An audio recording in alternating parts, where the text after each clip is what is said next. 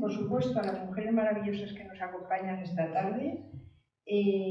Isis Calatarra.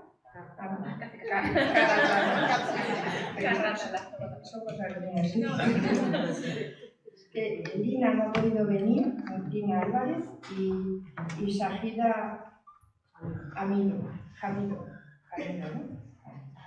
Y, como no, a nuestra querida Nuria Coronado, periodista, escritora y feminista, sobre todo.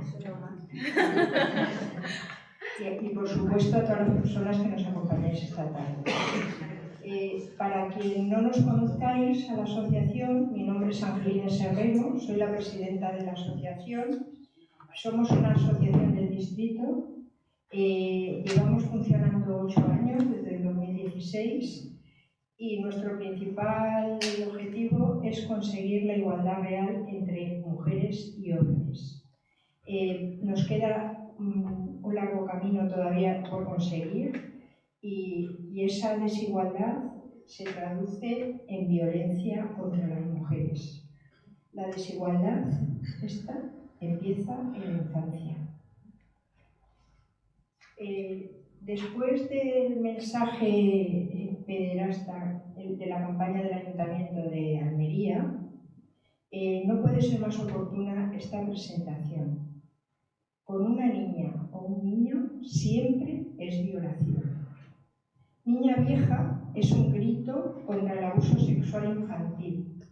No hay mejor manera de poner palabras donde no las hay que con este libro. 3 mujeres, 3 culturas, una misma lacra. También resaltar que el prólogo lo ha escrito Ana de Miguel, que va a ser nuestra premiada este año en el Premio de Mujeres Progresistas. Niña vieja, la negra, la blanca y la mora es nuestro amiga, no estás sola. Ni estás sola, ni fue tu culpa.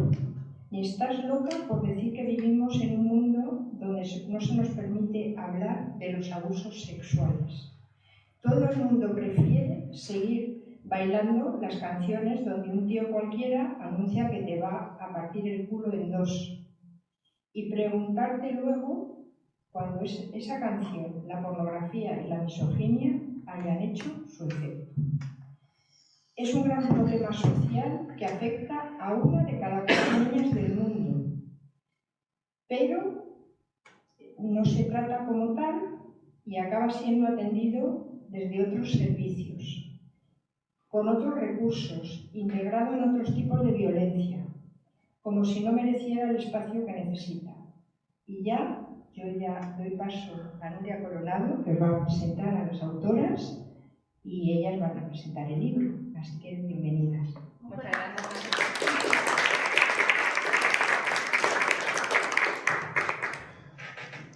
¿Se oye? Sí. Empieza difícil la cosa, porque hoy es un momento especial para mí. Y yo quería estar aquí, independientemente de que la vida sucede. Y cuando nos sucede, tenemos que reponernos y tenemos que seguir adelante. Y Niña Vieja es un seguir adelante. Es un punto, el final, a una etapa que tendría que ser unos puntos suspensivos. Es un punto final en la infancia que te deja y que te rompe cuando tendría que ser muchos puntos suspensivos, muchos puntos para adelante. Porque justo en ese territorio más bonito es donde se rompe todo. Y se nos rompe porque quieren que se nos rompa. Y nos paran porque pueden pararnos. Y Niña Vieja, esa niña que se hace vieja en lugar de ser niña y poder crecer como mujer libre, se arropa en muchas de nosotras.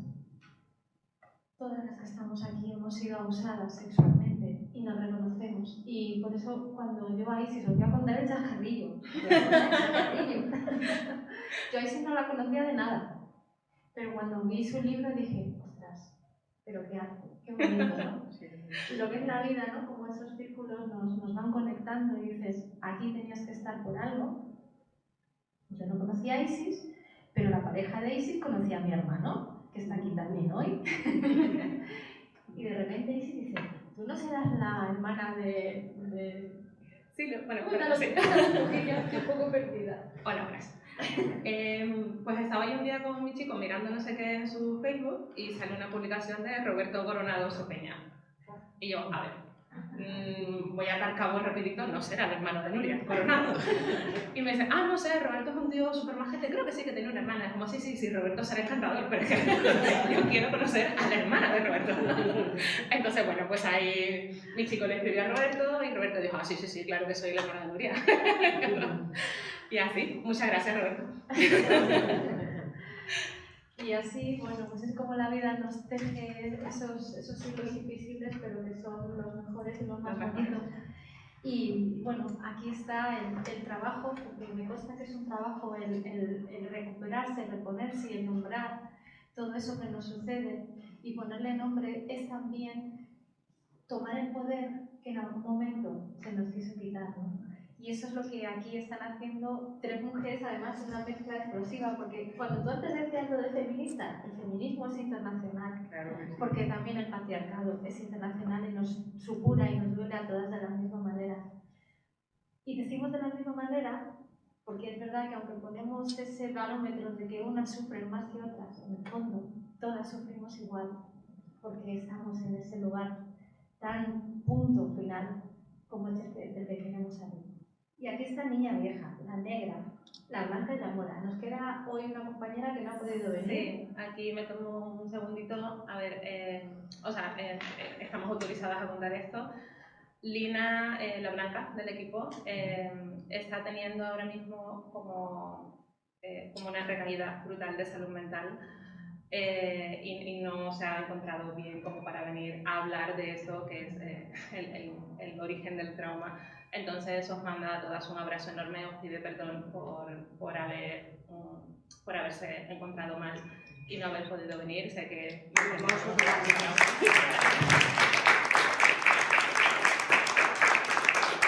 esa cosa de que yo quiero ir porque quiero estar con vosotras y me hace mucha ilusión, pero la factura que me pasa ya solo la idea de pensar, enfrentarme a esto ahora mismo, es inadmisible para mí. Así que, Lina querida, te mandamos un abrazo gigante y todo nuestro amor, y eso es la explicación de por qué hoy solo estamos la negra y la mora. Bueno, pues a mí me gustaría que empezarais cómo se gesta un libro tan difícil como este, porque colocar esas palabras y decir la brutalidad que hay aquí detrás no es un proceso absolutamente fácil, todo lo contrario, pero os ponéis y lográis en un fin de semana que todo esto se materialice. O sea, son unas ganas. Pero mira, te dejo este micro si quieres y me quedo con este. Esa parte yo también salgo. Pues bueno, nuestra editora está aquí hoy y esta parte ya se enteró hace unos meses, así que ya la pudimos comprar. En realidad lo primero que se nos ocurrió fue una performance.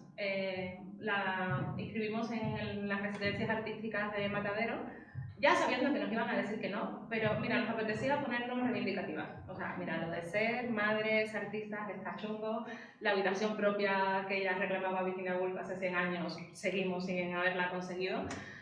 Pero, oye, ¿qué pasa si queremos hacer esto? Y bueno, nos ignoraron muy fuerte, pero ya que teníamos, la idea era hacer lo que han acabado siendo citas en el libro, las queríamos hacer en vídeo, como una especie de documental, ¿no? Con esos fragmentos de canciones, gente leyendo todos estos libros y sentencias judiciales que salen por aquí, y las ilustraciones de Lina colgarlas como cuadros y nuestros poemas y tal. Y dijimos, bueno, a ver, en realidad el material está, solo hay que cambiar el formato y si hacemos un libro. Y con 3 o 4 poemas que teníamos, un par de ilustraciones, un par de citas, se lo mandamos a Insensata, Editorial Poética. Y al día siguiente nos dijo, me interesa mandarme el resto. Y nosotras, ¿qué resto? no hay ni resto. Entonces, dijimos, bueno chicas, tenemos un fin de semana por delante, el lunes vamos a mandarle algo a Ángel el lunes. Y estuvimos un fin de semana entero en producción mega intensiva. Algunas las teníamos allí. Sí, recopilamos algunas cosillas. De hecho, los primeros poemas de Lina están en este libro. Lina nunca se había atrevido a escribir poesía. Mucha gente creo que le tiene como esa especie de respeto, ¿no? De, oh, la poesía es... son palabras mayores, es como, o no, o sea, a mí me encanta la poesía porque puedes jugar un montón. Es como que las normas gramaticales se relajan mucho. Nadie te puede decir que esa coma está mal puesta, porque a lo mejor es intencional. Y entonces, bueno, que sí, Lina, cariño, que sí. Y aparte aportó las ilustraciones y además tenía gripe ya. O sea, Lina tenía mucha fiebre y estaba muy enferma. Así que más mérito, pero sí, ese fue un poco el proceso. Y en ese proceso, ¿cómo se entremezclan vuestras historias? ¿Cómo os conocéis vosotras? Y te toca. Bueno, muchas gracias a todas y gracias por venir. Bueno, nuestras historias es como todo, lo que has dicho, no son casualidades, pero las vivimos así. Yo tenía, bueno, una de mis hijas dibuja muy bien y entonces, bueno, un día pasando por una calle de la ciudad donde vivo, vi que daban talleres de dibujo y la inscribí. Y casualmente su profesora del taller era Lina. Entonces, bueno, llegó la pandemia, se cerró ese centro, pero mi hija siguió yendo a su casa. Entonces, yo estaba pasando por un proceso depresivo, que es lo que solemos pasar las personas que hemos tenido abusos, maltrato y sobre todo, bueno, pues que nos subimos, bajamos, siempre estamos en lucha para estar bien, es una lucha que es diaria. Y entonces, bueno, pues Lina me dijo, mira, yo estoy trabajando con una terapeuta maravillosa, cubana, que es que te va a venir muy bien conocerla. Sí, a todas estas soy la terapeuta. Y que trabaja específicamente temas de abusos. Entonces llamé a Isis y entonces, bueno, pues iniciamos un camino maravilloso que nos trajo hasta Claro, ella en terapia sabía que yo escribía, yo sabía que ella escribía y salió y es hiperactiva absolutamente en todos los temas productivos de cosas, o sea, su mente está siempre creando y ella fue la que nos enredó con todo el cariño en el tema de Matadero y luego pues la que dijo venga va, y yo reconozco y lo tengo que decir, lo he dicho en otras presentaciones, que yo estaba pues en un momento personal realmente terrible, que no era capaz de hacer nada y ellas sostuvieron el peso del libro. Vale, sí, de hecho, el fin de semana, lo voy a contar, el fin de semana de escribir el libro, Zaira estaba pidiendo perdón cada 5 minutos, como que no estaba siendo lo suficientemente productiva y nosotros, a ver, criaturas, tienes 3 niños ahora mismo en tu casa, estás sola, o sea, céntrate. Pues no se centraba, estuvo pidiendo perdón tantas veces que le dijimos, mira, tú estás aquí porque eres muy guapa. Somos la negra, la blanca, la guapa, y estás aquí porque eres muy mona y ya está. Esto es como en los grupos musicales, ¿no? Tiene que haber una que sea súper guapa, pues ya está, eres tú, quédate tranquila. Y ya desde ahí pues ya se relaja un poquito. No. Pero sí, fue complicado también a nivel emocional, mucho. ¿Cómo os enfrentáis a ese espejo que os pone de frente a todo lo terrible, ¿no? A todo lo vivido y que deja huella no solamente en la piel, sino en el alma? Pues yo creo que fue más difícil, o sea, hubo como 2 partes, ¿no? El escribir poemas y luego recopilar citas, porque al principio pusimos las que nos gustaban, de, fíjate tú qué fuerte lo ponemos, y luego nos enteramos de que lo de citar gente no era tan alegre como nosotros pensábamos, que las cosas tienen derechos de autoría, que nos iban a denunciar, muy probablemente. Entonces empezamos a decir, bueno, habrá que buscar citas porque sí queremos poner esto, o sea, el incluir citas en el libro era también el decir, esto no somos nosotras, o sea, no estamos locas, esto no somos 3 frikis aisladas que casualmente nos ha pasado esto, es que esto viene legitimado desde el inicio de nuestros tiempos hasta José Manuel Soto con un no puede ser un sí. Entonces, era muy importante poner esto. Entonces, el proceso de encontrar citas libres de derechos que pudiéramos usar, excepción de Paco León, que nos dejó usar una cita suya citándolo, como sí, yo metí la pata, yo lo asumo, lo podéis poner. Ese proceso fue muy largo y en todo ese tiempo ya nos dio tiempo a pensar. Y eso ya fue más complicado. O sea, el escribir un poemario en un fin de semana que no tenemos tiempo ni para pensar, era de la mesa a plato de comida y a la cama. O sea, no, fue una producción muy intensiva y por lo menos por mi parte no dolió tanto ahí, pero el estar componiendo el libro durante un año más, buscando las citas adecuadas, con este tipo de... Eso ya... Bueno, yo lo digo, bueno, para nosotras, o al menos para mí, creo que para ellas también, era lo que ha dicho Angelines. Lo que ha dicho Angelines, para nosotras fue decir, ha llegado el momento de tomar una decisión, que en la vida siempre llega un momento en el que tienes que tomar una decisión. O nos quedamos donde estamos, o damos un paso adelante, que es exponernos, gritar. No podemos salir por la calle gritando, entonces la única voz con la que podemos gritar es con la poesía, con abriéndonos las carnes y sacando nuestra verdad, que es muy dura, porque además tuvimos síndrome de la impostora todo el tiempo, de tú, lo tuyo es peor, no, yo no sé qué dirá mi familia, mis amigos, la gente que me conoce, o no lo van a creer, o cómo cuento esto, o cómo me enfrento a que el abusador le llegue ese mensaje, sepa que lo he contado, la familia, todo. O sea, me expongo, doy un paso al frente y asumo que a partir de ahí estoy desnuda delante de todos con algo que sigue siendo un tabú, sigue siendo, lo primero que sientes es vergüenza, es culpa, es coger a esa niña y decirle, oye, no es culpa tuya, no pasa nada, te abrazo, abrazo tu dolor, tu miedo, todo lo que has sufrido y te doy una voz desde mi yo adulto porque quiero sanar. Yo a veces lo he dicho, hubo años en el que cada día de mi vida quería morir, cada día de mi vida. Cada día de mi vida pensaba en, hasta que yo tengo 3 hijos, cuando tuve a mi hija mayor, fue como una sensación de el amor no puede convivir con este odio que siento, tan visceral.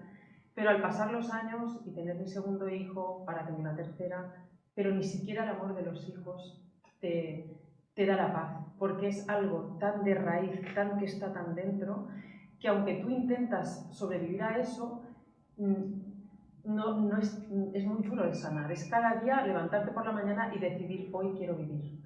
Acabas teniendo que tomar antidepresivos, acabas teniendo que hacer terapia. Gracias,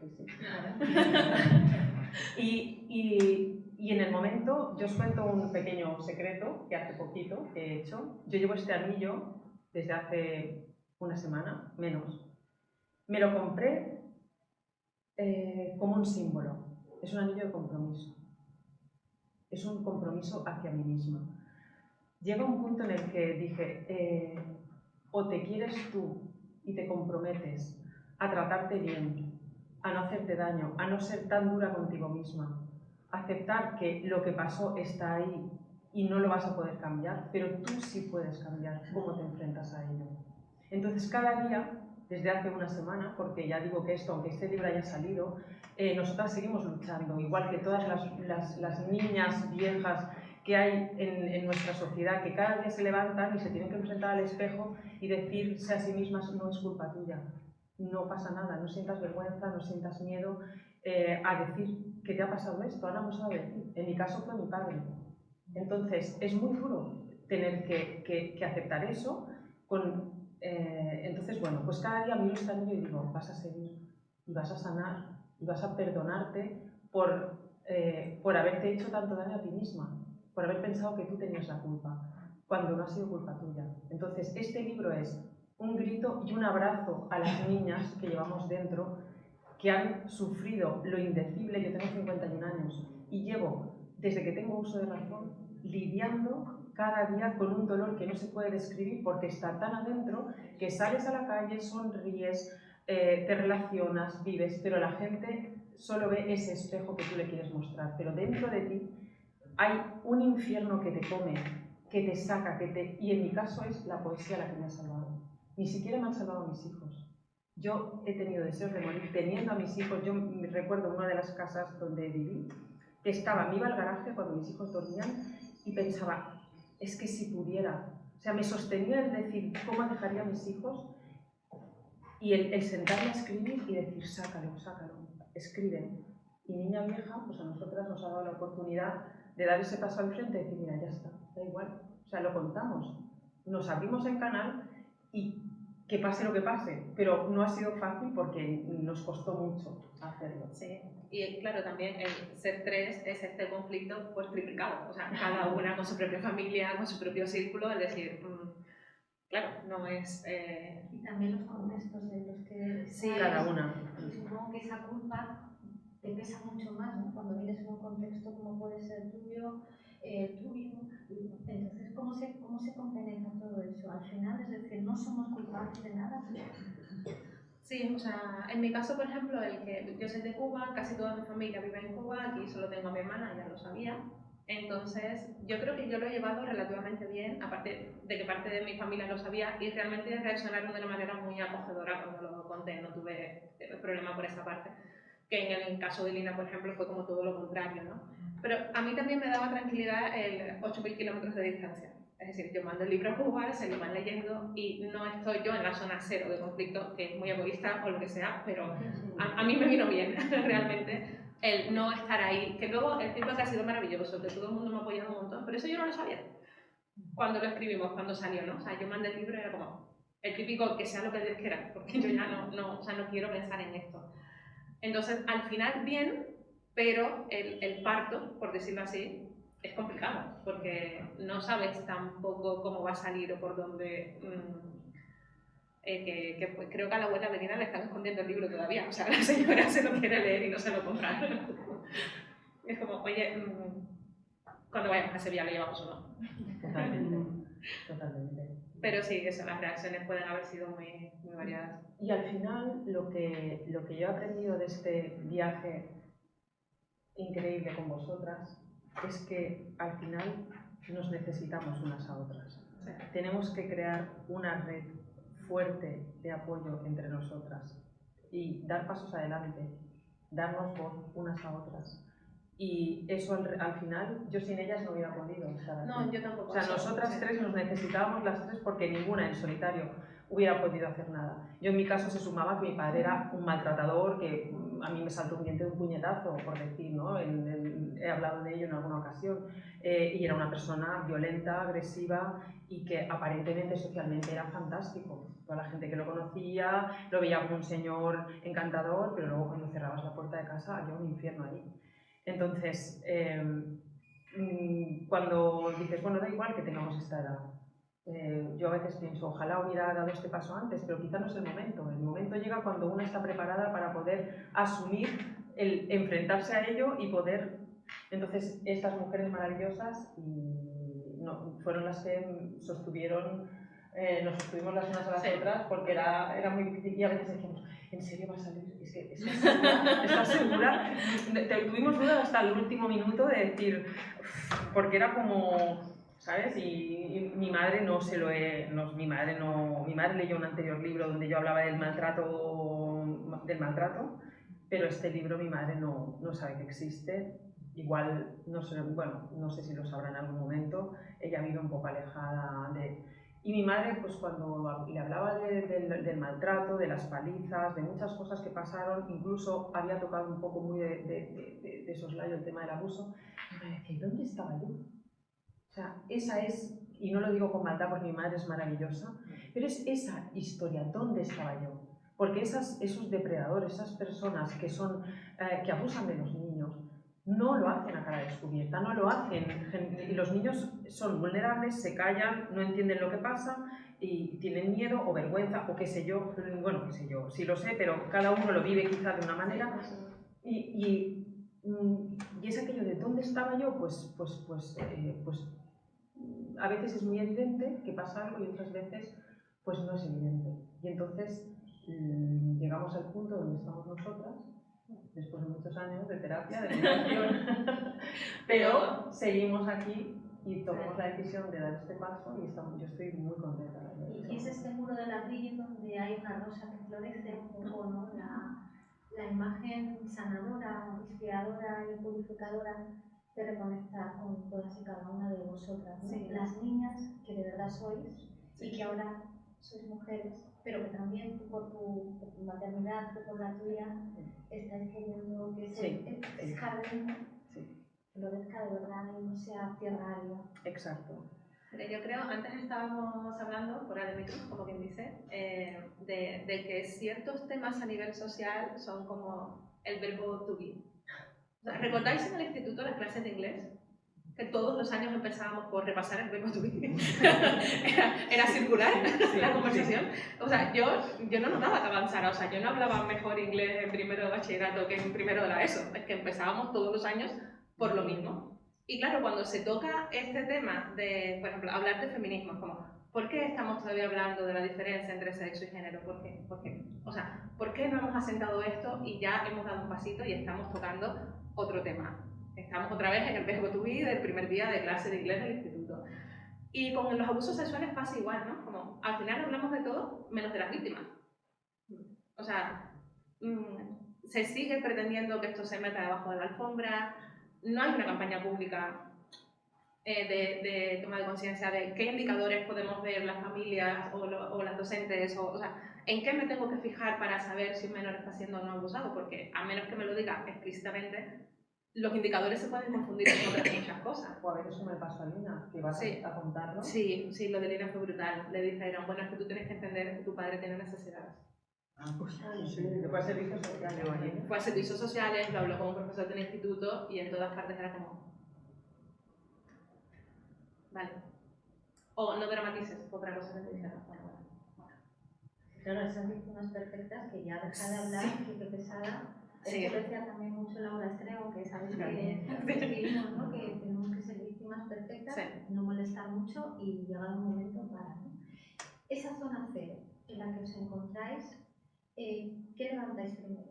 ¿La dignidad, el orgullo, el amor propio, la fuerza? Lo que podamos. Yo creo que la esperanza del cambio. Porque yo, por ejemplo, tengo mi hija mayor, que ahora tiene 18 años, y cuando tenía 8 años yo me había separado, ella tenía que irse el fin de semana con su padre, y un fin de semana vino y me dijo, mamá, el señor que nos cuida, porque el padre es un tema aparte, era muy irresponsable, y se quedaban con el abuelo, que no era de su mujer actual, el padre de su mujer actual. Ese señor me hace cosquillas, me molesta, le digo que pare y no para. Esa es la esperanza, que tu hija tenga la confianza y la capacidad para poderte expresar. Porque tú le has dicho, si alguna vez alguien te molesta, si alguien te toca, si alguien hace algo que no te gusta, cuéntamelo. Porque tú has vivido eso, entonces estás alerta. Esa es la esperanza, de que nosotras podamos cambiar las cosas. Y a eso nos aferramos, a esa esperanza. Entonces, ¿qué hice yo? Pues inmediatamente, ya ni hablar, enviar un burofax a esa persona y decir, si mi hija, ese señor que está ahí, no lo quiero ver nunca más. Si vuelve a estar esta persona aquí, tomaremos acciones legales. Se acabó. Y mi hija no lo volvió a ver. Y ella sintió que había sido escuchada, sintió que había sido apoyada. Como muchas niñas les ha pasado que lo cuentan y nadie les cree. No dramatices. Entonces mi hija vio que es y me dijo, mamá, ya no está ese señor. Perfecto, no está. Cariño, gracias por haberme contado, si alguna vez te pasa, nadie te tiene que tocar, nadie te tiene que incomodar, díselo a mamá. Y ya no volvió a pasar. Y esa es quizá la esperanza que nos sostiene, ¿no? Y el trabajar el amor propio, el querernos para seguir. Para mí también el desapego del resultado. Es decir, como feministas creo que sabemos que no vamos a ver la igualdad materializada. Entonces, estamos desapegadas del resultado. Es decir, es algo que hacemos para vivir ahora mismo de la mejor manera posible y sobre todo para que no tengamos que empezar por el verbo to be dentro de 300 años todavía, ¿no? Entonces, para mí este libro era también un poco eso, ¿no? Es decir, vamos a empezar a dejar claro que las víctimas podemos hablar. O sea, que hablamos. Lina tiene una frase que me pareció buenísima, la dijo en el Congreso andaluz de Mujeres Abolicionistas en octubre, en una parte de la charla dice, que den gracias de que después de todo lo que nos han hecho, hemos hecho poesía. Que den gracias de que nos ha dado por hacer poesía, porque si nos diera por otra cosa es que también sería legítimo. Entonces, es decir, vale, pues cada una, como podamos, cada una de las víctimas con nuestras herramientas, sea la violencia también, sea la que sea, hablar, contar, sentar un precedente. O sea, en mi caso, por ejemplo, yo no lo conté hasta los 20 y tantos años. En mi caso fue el novio de una tía mía, encantador también, o sea, un tío más majo. Mi tía había tenido una suerte porque era maravilloso. Es verdad, era divertidísimo, era un tío encantador, era súper generoso, todo el mundo lo quería un montón. Mis emociones eran muy contradictorias, o sea, es como, claro, es que es muy majo, es que hasta conmigo es súper majo, o sea, me hace los mejores regalos de cumpleaños del mundo, pero a mí y a todo el mundo, o sea, era muy guay. Entonces, yo no tenía ningún referente por el que guiarme. O sea, yo no había conocido a nadie a quien le pasara lo mismo que me había pasado a mí con una persona como mi tío y que encima la reacción familiar o social fuera positiva. O sea, yo recuerdo una amiga de mi hermana que la violaron, en ese caso estadísticamente poco probable, de un señor encapuchado en una esquina. La chica tenía 14, 15 años y el comentario en el barrio era: es que fulana, es que la falda muy corta. Es como, claro, o sea, ni siquiera cuando encaja con el imaginario, que insisto, ese imaginario es solo el 15% de los casos, pero ni siquiera cuando encaja con ese imaginario de señor desconocido que te persigue, que tiene un cartel en la frente que dice peligro, aléjate de mí, ni siquiera entonces a una chica de 14 años le creyeron. Y yo dije, claro, es que a mí ¿qué me va a creer? Si mi tío no es ese señor encapuchado de la esquina, mi tío es encantador. O sea, ¿cómo lo voy a contar? ¿Cómo voy a decir esto? Sí. O sea, entonces, claro, ¿yo qué quiero? Oye, quiero hacer algo para que cualquier víctima que lo lea se pueda sentir identificada, pueda saber. De hecho, tenemos un poema que es como, sí, esto fue abuso y esto también, y esto también, y esto también. O sea, hay un montón de formas de abuso que no tienen por qué encajar con lo que la gente se cree que es. Y esa es un poco también nuestra intención, ¿no? O sea, vale, vamos a empezar a abonar el suelo. Desapego del resultado, me voy a morir sin ver el resultado de esto, pero quiero sembrarlo. O sea, y una de las primeras reacciones, de hecho, que nos llegaron del libro fue una chica que no la conocíamos de nada, o sea, nos llegó su testimonio por Instagram, nos dijo que nos había escuchado en Radio Japuta, que de ahí nos conocemos Lina y yo, y que se lo había comprado, que se lo había leído, y que leyendo nuestro libro se había dado cuenta de que ella había sufrido abuso. Y le dijimos, o sea, claro, no sé cómo de fuerte tiene que ser darte cuenta así, o sea, no lo sé. La verdad es que no, me costó un montón ponerme en su lugar, pero pensé, ha merecido la pena, aunque solo sea por eso. O sea, le costará, tendrá su proceso, como hemos tenido todas, el momento de la digestión. Aquí hay varias personas súper importantes para mí en todo ese proceso. De acompañarme cuando yo empecé a hablar, empecé a ir a terapia, intentaba suicidarme cada 2 por 3 y me obligaban a dormir en sus casas. Pero sí, la intención era esa, ¿no? Quiero que de esto se pueda hablar y que si te ha pasado, que sepas que por lo menos lo puedes contar. Que estás en el derecho. A mí cuando leí el libro, me resbalaban todo el tiempo, me llegaban todo el tiempo 4 palabras. Nunca se deja de tener frío.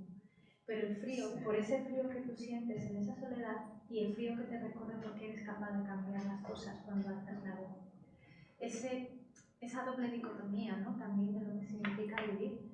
Y a mí me sigue recorriendo eso, ¿no? También es el frío por ese calor infinito que necesitamos sentir en ese cobijo de redes, ¿no? Que antes teníamos, y creo que lo estáis consiguiendo, ¿no? Una segunda edición también. Sí. Comprar los libros, por favor, a la salida, a los regalos. No, pero es verdad, porque sientes ese reconocimiento que cuando tú lo dejas ahí, el libro, esto es tu historia, pero es la historia también de los demás, porque volcamos la responsabilidad en que alguien nos mire, en que alguien ya de una puñetera vez sea consciente de que esto que pasa nos está pasando en este país en un 20% de nuestras menores, casi un 87% niñas. Que en una clase de 20 niños y niñas, 5 niños, 4 de ellas están siendo abusadas sexualmente. ¿Quién va a hacer algo en este país? ¿A qué estamos esperando? Porque ese es nuestro futuro. Niños y niñas rotas, que van a tener que recomponerse, en el mejor de los casos, con ayuda, si la encuentran. Si la encuentran y como puedan y qué tipo de ayuda, porque a mí también me ha revictimizado mucho en terapia. O sea, pero mucho. Entonces es encontrar ayuda y encontrar la ayuda adecuada, que encaje contigo, sí, la verdad es que es un tema muy difícil y se pasa muy de puntillas. De hecho, yo una de las cosas que pienso es como, oye, si está estadísticamente demostrado que más del 80% de las mujeres que terminan en situación de prostitución por una u otra vía han sido abusadas en la infancia, ¿por qué cuando se habla de medidas, por ejemplo, para acabar con la prostitución, no hay nada en concreto para tratar esto en origen? Es todo paliativo. Es que, claro, si más del 80% llega aquí después de haber sufrido esto, alguna conexión, digo yo, alguna conexión habrá, pero no se hace. O sea, se hace lo que sea con el tema de la prostitución, más abolicionista o más barra libre, pero nunca se va a este tema concreto dentro de ese tipo de medidas. Ni de la pobreza, ni de la brecha salarial, ni de, es que hay, o sea, una persona después de este tipo de situaciones que no tenga energía para levantarse de la cama y ir a trabajar, creo que es algo que por lo menos a nosotras tres nos ha pasado. Es decir, vale, a lo mejor mi situación de precariedad sería otra, sería diferente o no sería tal si yo hubiera tenido otras redes neuronales con otro tipo de experiencia. Pero es eso, es como que es un problema que explota ahí sobre nuestras cabezas y que no se le hinque el diente, ¿sabes? Y luego hay otra cosa también muy importante que dice, y lo escuchamos, lo hemos escuchado todos, es ¿y por qué ha tardado tanto en contarlo? O ya ha pasado mucho tiempo. Yo puedo decir que esa situación que yo realmente la reconocí gracias a Isis, porque nunca había querido entrar en ese tema, era algo que mi mente tenía como bloqueado, y fue, o sea, tenía la consecuencia, pero la causa, o sea, el origen no lo quería, yo creo que, bueno, no lo quería saber. Mi mente lo sabía, pero no quería reconocerlo, y ella me ayudó a sacarlo.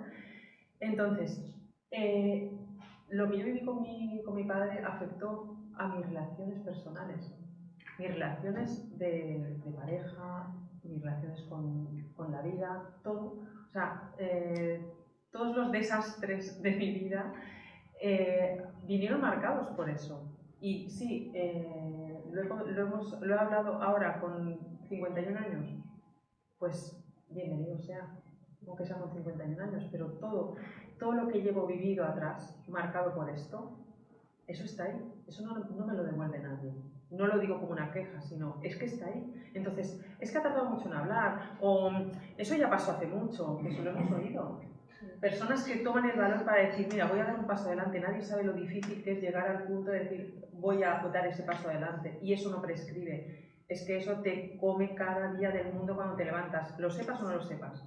Te miras al espejo y lo que dices, no quieres levantarte, no quieres vivir, no sabes qué te pasa, algo en ti está roto. Claro, y además es como muy difícil de explicar qué te pasa, no sé. No sé. A veces estás triste, no sabes por qué. Bueno, pues algo te pasará, es que no lo sé explicar. Me pasa algo que no es bueno. De hecho, una de las opiniones más raras que me han dado sobre el libro, una persona conocida me dijo, me he leído tu libro, tal. Bueno, es un poco triste, a ver si escribimos algo más alegre. Le dije, bueno, más triste fue vivirlo. Y ahí se acabó la conversación. Es como, claro, que fue triste, ¿te parece triste leerlo? Pues como presenté yo, contar lo que fue vivirlo. O sea, ¿cómo puedes dar esa opinión? Vamos a ver. Pero sí, es eso, es muy triste de vivir y que no se sabe explicar y que, insisto, que la sociedad muchas veces tampoco apoya y que gran parte de la violencia la tenemos también normalizada. De hecho, el que se haya despenalizado hace relativamente poco, o sea, se haya penalizado, perdón, la violación en pareja, o sea, el que se haya llegado a reconocer que tu pareja te puede violar, eso hay muchísima gente que no termina de entenderlo, que no termina de calar. Es como, cariño, si te está insistiendo, si no le importa, si tú quieres o no quieres, tal, realmente que distinga a tu pareja del violador encapuchado de la amiga de mi hermana. Que estamos casados. Bueno. Si esa es la única diferencia, pues habría que darle una vuelta. Pero sí, son cosas que pasan mucho, vaya. Esa desconexión que hay también con la sociedad, ¿no? Que se queda siempre con los titulares, se echa las manos a la cabeza, qué horror, pero luego sigue con su vida. Es algo como muy doloroso cuando estás intentando sobrevivir a todo eso, ¿no? ¿Cómo se salta ese muro nuevamente y dices, pues da igual, yo tengo que seguir? Yo creo que, pues lo que personalmente lo que he dicho antes, los apoyos, el sentirte escuchada, el sentirte no juzgada, el sentirte apoyada, el que se escuche la voz de uno, al final yo creo que es el inicio de la sanación, porque te sientes que no eres invisible, que lo que te ha pasado está ahí, pero las personas que te rodean, las redes que te apoyan, te ven. Entonces, esa certeza de que aquello pasó y que puede ser de ayuda para otro, el que tú hayas dado un paso adelante. Y estábamos en una presentación y vino una chica y me abrazó llorando y no dijo nada, pero yo sabía lo que quería decir. Y otra chica dijo, ¿te acuerdas? Dijo, nunca lo había contado, pero... Y ese nunca lo había contado, pero es lo que realmente te permite a ti, a nosotras, esto ha sido para nosotros sanador absolutamente. O sea, el escribir este libro. Sí, sí, una vez pasado, o sea, ya cuando lo tuvimos terminado, una vez pasado todas esas crisis, además muy disciplinadas, nos íbamos turnando, o sea, una tenía una crisis de ansiedad, las otras nos apoyaban, después, o sea, es como, llegamos a tener una crisis las tres a la vez y a lo mejor el libro no sale.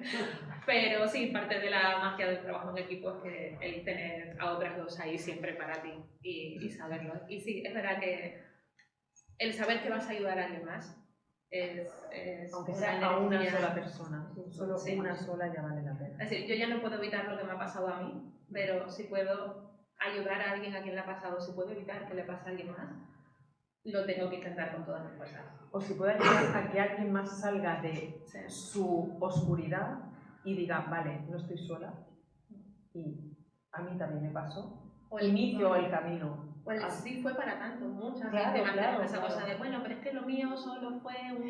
Exacto, que era lo que antes... Sí, lo de síndrome de impostora, ¿no? O sea, esto también nos pasa mucho. Y lo que hemos hablado fuera, que estamos hablando, es no hay abuso grande o abuso pequeño, hay abuso, ya está. Y muchas mujeres que han pasado abusos en la infancia no se sienten reconocidas porque creen, oye, ¿dónde voy yo? A mí no me han violado físicamente, no ha habido penetración, o claro, entonces yo no soy una mujer, no fui una niña abusada. Y el abuso es abuso. O sea, claro, es que ahí estamos, a lo mejor quizá la prensa históricamente no ha contribuido, o sea, los únicos casos noticiables eran esos, como desgarros sangrientos, una cosa con la que siempre había consenso de que había sido violación. Yo creo que la primera gran polémica en este país fue la manada, ¿no? Como, pero antes de eso era como solo salen en titulares cosas muy escandalosas con las que también es muy difícil sentirse identificadas, porque a mí no me pasó eso, o sea, yo no acabé en el hospital, no tuve ese tipo de realidades, entonces también cuesta más ver que lo tuyo sí ha sido un abuso cuando lo que te están poniendo permanentemente como ejemplo de abuso es una cosa mucho más incuestionable, ¿no? Por ejemplo, yo recuerdo con 10 años ir a comprar serrín para unos gatos que teníamos en casa. Y el señor que vendía el serrín acercárseme y empezar a tocarme por encima del anorak. Además me acuerdo que llevaba un anorak rojo y aquel señor, ¡ay, qué guapa!, tocándome por encima de la ropa. Yo tenía 10 años, no tenía pecho, pero aquel señor me tocaba, me miraba y yo tenía una sensación como muy extraña, que no sabía qué pasaba. Pero sabía que no era lo que tenía que pasar, no me gustaba, pero no sabes identificar que ese señor está abusando. O sea, está haciendo algo que tú no quieres, pero no sabes por qué. Nadie te lo ha explicado y tampoco se lo puedes contar a nadie. Entonces, ese es el gran dilema que hay también que romper. Es decir, el abuso es aquello que te hace daño. Psicológicamente, físicamente, no podemos estipular diferentes grados. Es decir, eso también hay que romper una lanza en ese sentido para que mujeres, niñas que les han hecho algo, les han tocado, les han dicho, claro, piensan, bueno, lo mío no es para tanto, ¿no? Pero te están haciendo algo que no te gusta, o sea, también estás ahí. Hay uno para tanto ahora del que no sé si la sociedad quiere ser consciente o prefiere también echar la cortina, ¿no? Y es que esos agresores cada vez están trabajando más su edad de agresión. Antes nos encontrábamos con el señor de 40 que nos abusa, a las niñas de 7 o de 8, pero es que nos estamos encontrando con niños de 12 que están abusando contra sus propias compañeras de clase o menores de edad. ¿Qué hacemos? Y no tenemos que tener nosotras la respuesta ni la lucha, pero ¿qué hacemos para combatir eso? Porque a mí me parece cada vez todo más tremendo y más doloroso. Pero yo creo que es súper importante educación en igualdad desde que echamos los dientes. O sea, creo que eso es un básico. Hace poco, en una entrevista de la que me estoy recuperando todavía, en la SER en Badajoz, el presentador como que insistía un poco en que, claro, que bueno, que sí, que ver porno estaba mal, pero claro, es que además el tipo de porno que veían ahora los menores como que peor. Y yo, a ver, el porno está mal. Por favor, vamos a ceñirnos a eso. O sea, no hay porno light, porno bueno, porno malo, porno regular. O sea, la diferencia es que ahora los menores tienen mucho más acceso. Y eso quizá lo que ha cambiado ha sido que la tecnología tiene sus cosas buenas y sus cosas malas, y en las cosas malas está esto. No ha cambiado el porno, que sigue siendo la misma institución misógina y violadora de siempre. Ha cambiado el acceso. No, bueno, pero es que ahora es peor. No creo que tú quieras. O sea, a mí me han dicho que tengo 10 minutos para hablar de mi libro, no los puedo desperdiciar en discutir, claro, en educarte, que tú tengas ya una edad. Pero creo que también está esa visión, ¿no? Como mismo se hacen todavía abuso grande, abuso pequeño, puede haber como mucha concepción de cosas de niños y... Esas cosas de niños. Sí, y eso, por ejemplo, son cosas... Hay que educar, de hecho, antes que educar en igualdad, hay que educar primero a las familias y luego ya que eduquen a los menores. Pero sin educación creo que realmente no vamos a ningún sitio, y se está priorizando muchísimo de sí, vamos a hablar 4 idiomas, vamos a hacer robótica de preescolar, pero luego, toma, aquí tienes tu ordenador sin control parental, que no pasa nada, como, no sé, pues yo tengo otras prioridades o tengo otros básicos. ¿Qué os gustaría restituir de ese pasado en primera persona? Vale, aquí Saida se va a reír. Yo soy muy pro venganza.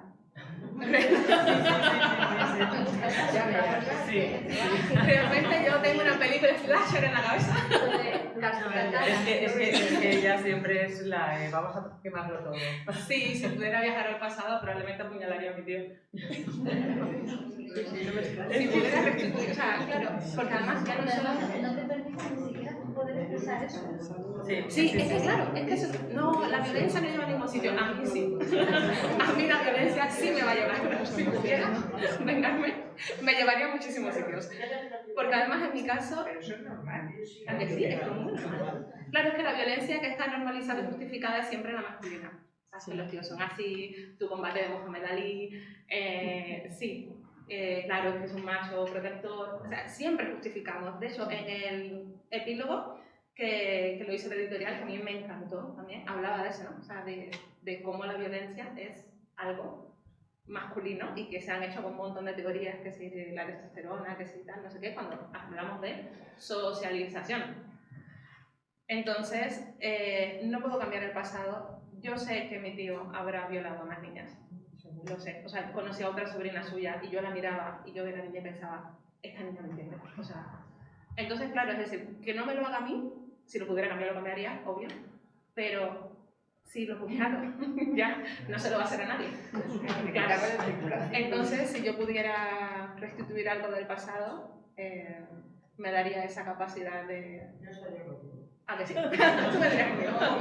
Yo he tenido un maltratador violador. Yo no me he enterado que me violaba hasta que no he sido más feminista, pero a mí me ha... Bueno, el caso es que yo cuento a mis amigas y les digo, yo quiero su buena, yo quiero que esté matado. Sí. Muerto. No me sirve otra cosa, o sea, que te comprendo perfectamente. ¿No preferirías, en vez de matarlo, coger y cambiarle toda su educación? ¿No sería mucho más útil? No. O sea, bueno, depende de la máquina del tiempo hasta dónde va a viajar. Bueno, si puedo viajar a su infancia, matar niños está mal, así que... No, pero al final siempre es una excusa para, bueno, no querría por la educación, pero el daño lo tenéis. Yo Que siempre reconozco... piensas que van a cambiar y es mentira que no cambian. Que no. Yo, por ejemplo, los adultos no cambian. El padre de mi padre había sido abusador. Eso lo he sabido después. O sea que tiene ahí todo componentes de yo lo he visto, lo he vivido, se ha normalizado en mi familia y se ha callado, porque yo he sabido después que el padre abusaba de una tía mía y luego, pues bueno, esto se normaliza. Yo reconozco que yo soy menos pro violencia que Isis, soy bastante pacífica, Pero yo, en un libro anterior, yo escribí un texto sobre eso. Una de las cosas que más me costó aceptar, que una vez mi padre tardaba en llegar a casa, estaba en casa, recuerdo la cama, estábamos en la cama de mi madre, mis hermanas y yo, tengo 2 hermanas, nos estábamos mirando todas, y él era muy puntual y era siempre la hora. Y yo pensaba, que se muera un poco. Yo deseé secretamente, o sea, tú no lo verbalizas, no lo quieres reconocer porque te parece algo brutal, te parece muy fuerte desear la muerte de tu padre, pero en tu interior dices, Dios mío, que pase algo, no sé, algo que ya sabes lo que querrías, pero no lo puedes. Es muy fuerte para ti misma aceptar que te gustaría que dijeras, mira, yo no vuelvo, nunca más a estar, nunca más. Bueno, a ver, es que uno de mis poemas favoritos del libro dice sencillamente, Padre nuestro que estás, no estés. Sí. Y eso soluciona el 99% del problema, es que con que tú no estés, esto ya. ¿Qué problema tenemos? ¿Este señor no está? Sí, porque no podemos cambiar el hecho de que un niño no entiende lo que le pasa, no sabe expresarse, a no ser que sea una familia muy consciente, que vamos, que eso sabemos que no pasa, no va a saber qué le está pasando.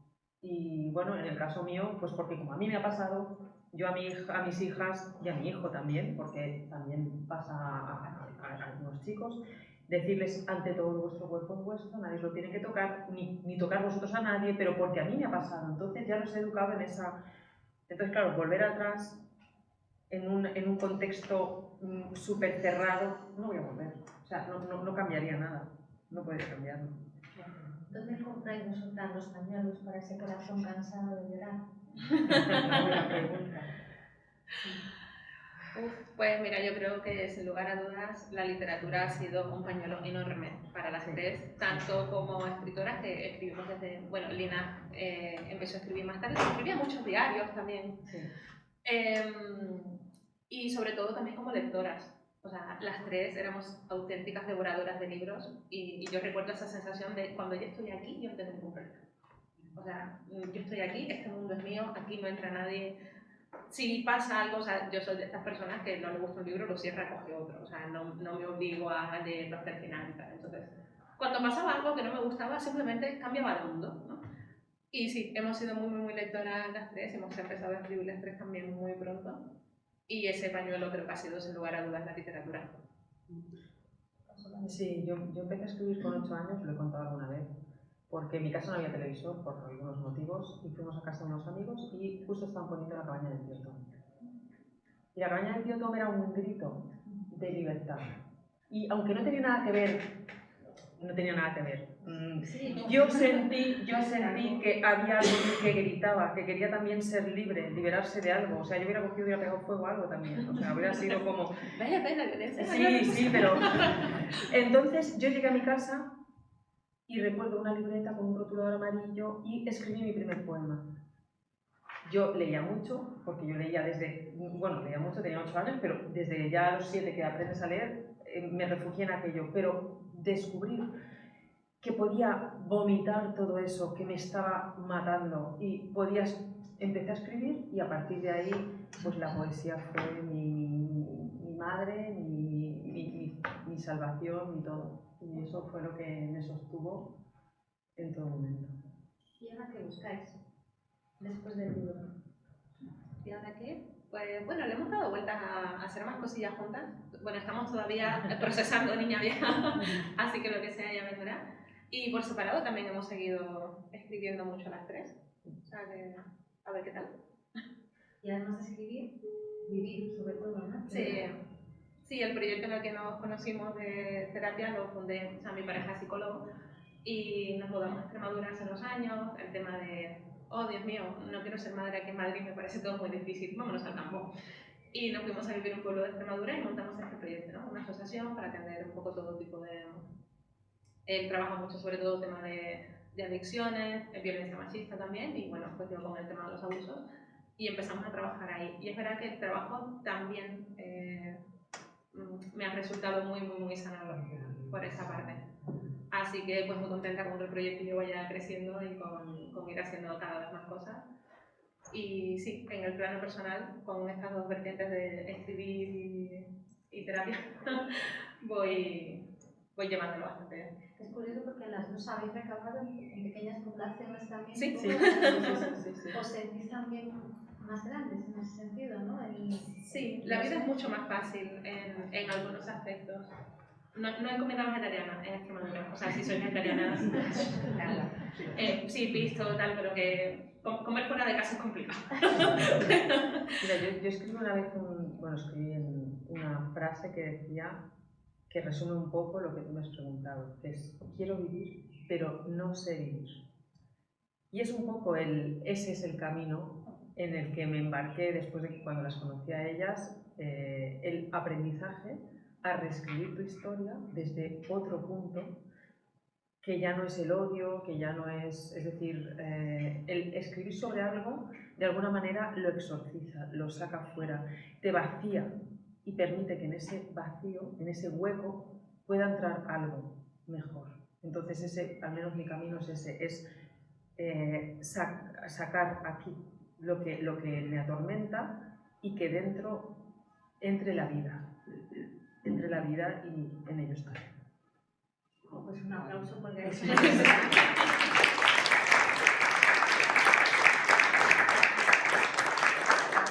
labor súper importante, que es enseñar a otras mujeres que lo que crees que es normal no es normal, y ayudar también sobre todo a las madres que, por ejemplo, en tu caso ya no se da cuenta de, como te pasa a ti ahora, que eso es importantísimo.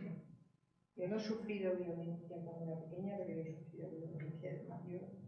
Y te cuesta, ya siendo una adulta, salir de ahí, porque normalizas también muchas cosas. Yo también, o sea, cuando tenía esos ataques salía al pasillo. Por no matarle. Ya lo entiendo perfectamente. A mí me gustaría, leí una frase que decía, ¿y cuándo sale la procesión que va por dentro? ¿No? Sí. Pues ha salido. Exacto, Y se agradece muchísimo que salga y que la podamos compartir, la verdad. Y otra cosa, con respecto a la violencia, yo tengo una amiga que siempre decía que ella estaba en contra de la pena de muerte, que los entierren vivos.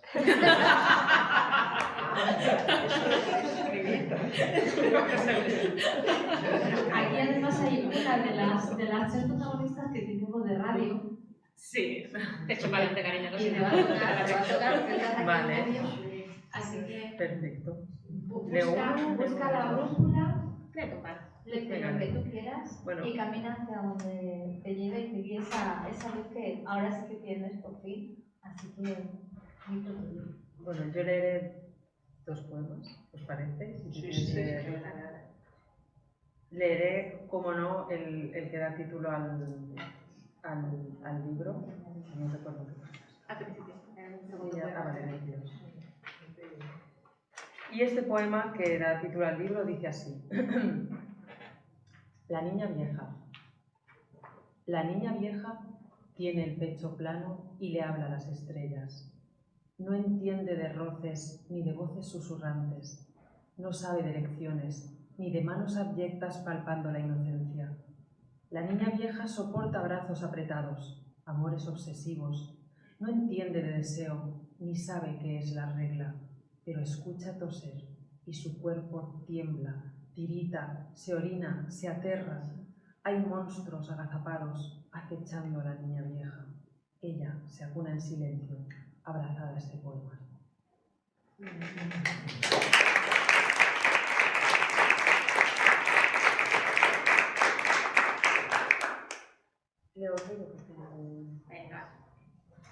Este poema dice así. Recuerdo las estrellas fugaces. Una niña tumbada en el suelo buscando un deseo hacia el que huir mirando al cielo. Siempre era de noche. Hacía frío. Es todo lo que recuerdo. Un frío que clavaba puñales en esa palabra llamada esperanza.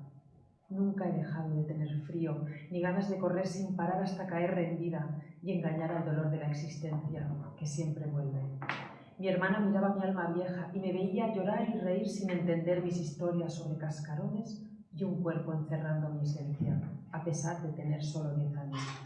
Siempre vuelve. La oscuridad es el amante que nunca ha dejado de volver a mi lado para arroparme y hablarme de árboles que tiemblan con el roce de un pájaro, mientras una niña se mece y reza al Dios en el que no volverá a creer.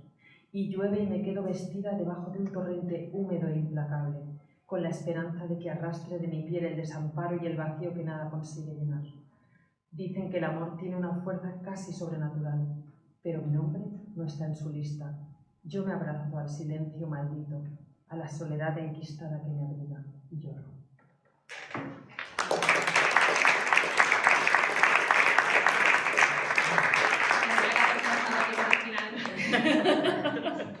Porque yo no tengo esa voz. Por ir terminando también un poco, me imagino, que hacemos litros de cañas. Hablando de violencia, este poema es el único del libro que se sabe que es mío, porque soy la única cuyo pederasta ha muerto ya. Pero de todas maneras es todo, o sea, fue un libro totalmente conjunto, realmente, ¿no? Pero este en particular era como muy evidente. Y bueno, eso que hablando de violencia creo que es como muy apropiado.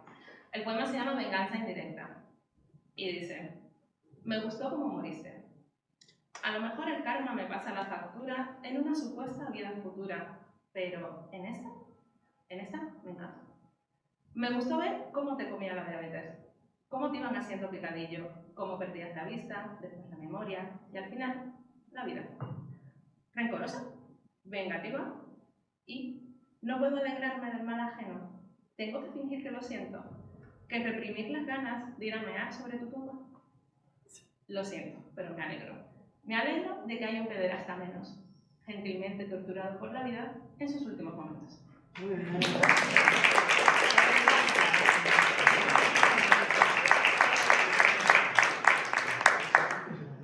Pues desde aquí os deseamos que no es que haya segunda, sino tercera, cuarta, quinta, porque eso significará que habrá muchas más niñas, mujeres, que no sean niñas sino libres, que esta palabra, ¿no?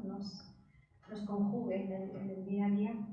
Gracias por ese esfuerzo, gracias por esa sonrisa, gracias por querer vivir y gracias por estar aquí acompañándonos, porque al final lo que necesitamos es no estar en este lado, sino que todas y todos estemos del mismo lado, que es el de la justicia, la libertad y la infancia sana y feliz. Así que muchísimas gracias por estar aquí y acompañarlas a ellas. Un fuerte aplauso, por favor.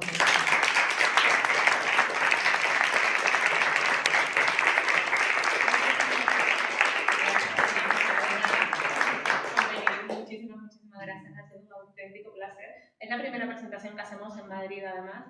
A lo grande, ¿eh? A lo grande, o sea, mejor imposible. De verdad, muchísimas gracias, hemos estado muy a gusto. Si queréis hacer alguna pregunta. Sí. Yo creo que podría leer un poema de Lina. ¿Un poema de Lina? Pero, o sea, insisto, hice la aclaración de este porque es el único tal, pero de resto no se sabe si son de Lina o no son de Lina. Es sorpresa. Bueno. Hemos mencionado, o sea, hemos leído poemas de Lina, no te preocupes.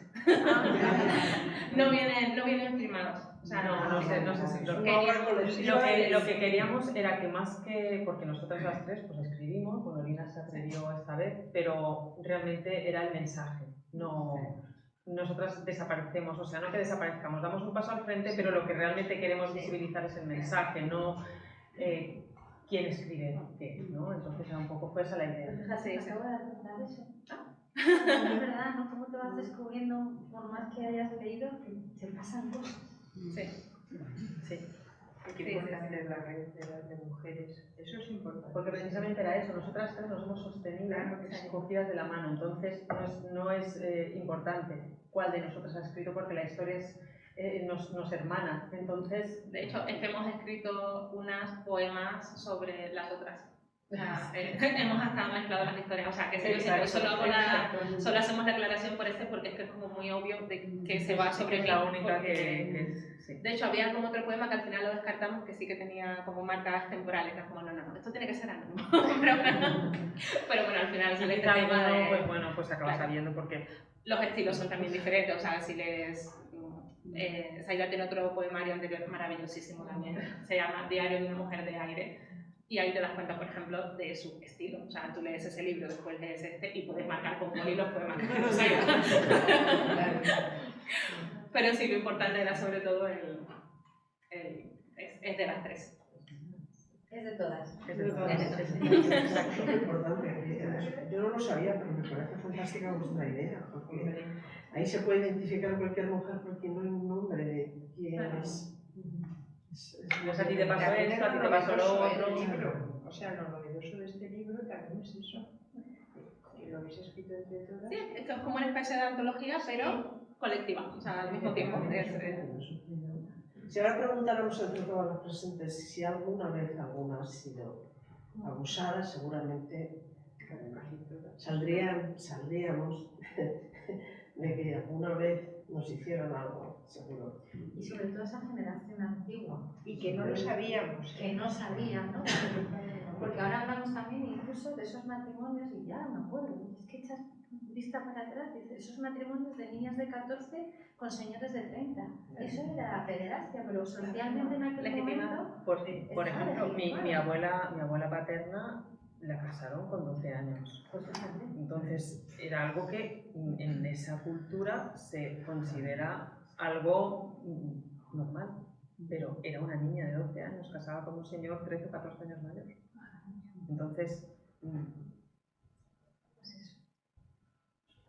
con las mujeres además también pasa algo que es el riesgo de sufrir abusos sexuales en nosotras nos disminuye.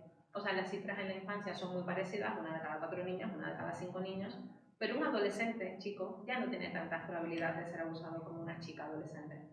O sea, cuando hace unos meses salió la noticia de que un celador de una residencia aquí en Madrid había violado a señoras de 90 y de 100 años. Digo, o sea, vamos a pensar que a lo mejor alguna de ellas tuvo la suerte de haber esquivado un abuso sexual durante toda su vida y van y la violan con 90 años, súper vulnerable en una residencia, que ya no nos podemos ni morir tranquilas. Entonces, en nosotros, claro, eso es algo que, e incluso el miedo que nos persigue al volver a casa a las 3 de la mañana con las llaves en la mano. O sea, es algo que sabemos que nos puede pasar en cualquier momento de nuestra vida. Y sí, fíjate, en ese caso que has mencionado, eran cuestionadas ellas porque tenían Alzheimer o que se lo estaban inventando. Claro. O sea, siempre la duda y hasta que, claro, ya... Muy joven, muy mayor...